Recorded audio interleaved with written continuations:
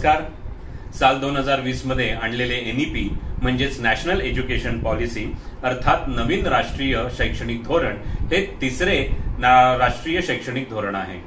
पहिले धोरण 1968 मध्ये आले होते आणि दुसरे धोरण 1986 मध्ये आले होते, पण ते 1992 मध्ये दुरुस्त करण्यात आले होते. नवीन शैक्षणिक धोरण 2020 अंतर्गत शालेय शिक्षणातील लक्षणीय बदल हे महात्मा गांधीजींच्या नई तालीम या शिक्षणाच्या कल्पनांशी मिळते जुळते आहे.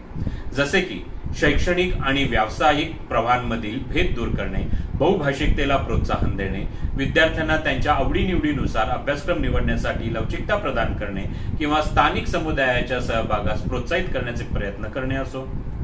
NEP 2020 मध्ये मांडण्यात आलेला शिक्षणाचा बदललेला दृष्टिकोन आणि नई तालीमचे काही महत्वाचे घटक आणण्याचा केलेला प्रयत्न असे सूचित करतात की गांधीजींच्या शिक्षणासंबंधीच्या कल्पना आजही प्रासंगिक आहेत.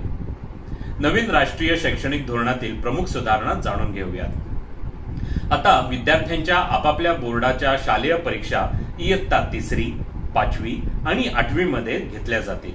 10वी आणि 12वीच्या बोर्डाच्या परीक्षा सुरू ठेवल्या जातील, परंतु सर्वांगीण विकासाच्या उद्देशाने त्यांची पुनर्रचना केली जाईल. पारख म्हणजेच performance assessment, review and analysis of knowledge for holistic development म्हणजेच कार्यक्षमता मूल्यांकन, पुनरावलोकन आणि सर्वांगीण विकासासाठी ज्ञानाचे विश्लेषण करण्यासाठी एक नवीन राष्ट्रीय मूल्यमापन मंच स्थापित केला जाईल. गणितीय विचार आणि सायंटिफिक टेम्पर कोडिंग इयत्ता 6वी पासून सुरू होईल. शाळेत 6व्या इयत्तेपासून व्यावसायिक शिक्षण सुरू होईल, ज्यामध्ये इंटर्नशिपचाही समावेश आहे. त्यामुळे इयत्ता 6वीतच पुस्तकी ज्ञानाबरोबर मुलांना व्यावसायिक ज्ञानही मिळेल. 10+2 ही रचना आता 5+3+3+4 ने बदलली जाईल.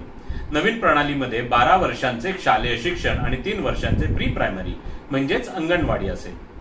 नवीन अभ्यासक्रम रचना 3 ते 8, 8 ते 11, 11 ते 14 आणि 14 ते 18 वर्षे अशा त्यांच्या विकासाच्या वेगवेगळ्या टप्प्यावर विद्यार्थ्यांच्या हितासाठी तयार करण्यात आलेली आहे. पायाभूत टप्पा हा 5 वर्षांचा असेल. 3 वर्षे पूर्व प्राथमिकचे आणि इयत्ता 1ली आणि 2री. तयारीचा टप्पा हा 3 वर्षांचा असेल. इयत्ता 3री, 4थी आणि 5वी. मध्यम किंवा उच्च प्राथमिक 3 वर्षे असतील. इयत्ता 6वी, 7वी आणि 8वी. उच्च किंवा माध्यमिक टप्पा हा 4 वर्षांचा असेल. इयत्ता 9वी, 10वी, 11वी आणि 12वी.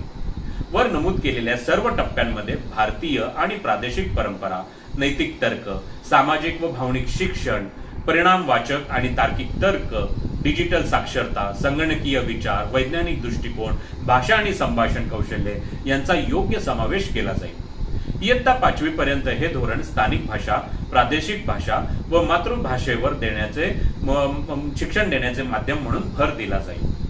शालेय आणि उच्च शिक्षणामध्ये संस्कृतचा समावेश सर्व स्तरांवर विद्यार्थ्यांसाठी पर्याय म्हणून केला जाईल, ज्यामध्ये 3 भाषासूत्रांचा समावेश आहे.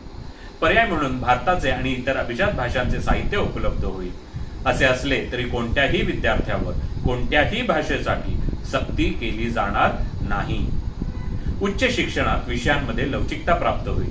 प्रत्येक विद्यार्थ्याला कला आणि मानविकी तसेच कला आणि विज्ञान आणि सामाजिक शास्त्राच्या विषयांचा अभ्यास करण्याची संधी मिळेल. शालेय स्तरावर व्यावसायिक अभ्यासावर लक्ष केंद्रित केले जाईल. एका सर्वेक्षणानुसार 19 ते 24 वयोगटातील 5% पेक्षा जास्त भारतीयांनी औपचारिक व्यावसायिक शिक्षण घेतलेलेच नाही. हे USA सारख्या आणि इतर देशांशी तुलना केल्यास खूप कमी आहे. USA मध्ये 52%, जर्मनीमध्ये 75% आणि दक्षिण कोरियात तर 96% आहे. म्हणूनच या धोरणानुसार इयत्ता 6वी ते 8वी पर्यंतच्या प्रत्येक मुलाला किमान एक व्यावसायिक किंवा त्याहून अधिक व्यावसायिक विषय शिकता येतील. बागकाम, लाकूडकाम, मातीची भांडी, इलेक्ट्रिक वर्क आणि इतर यासारख्या विविध उपजीविका आणि जीवन कौशल्यांचा मूलभूत ज्ञानाला महत्त्व दिले गेले आहे.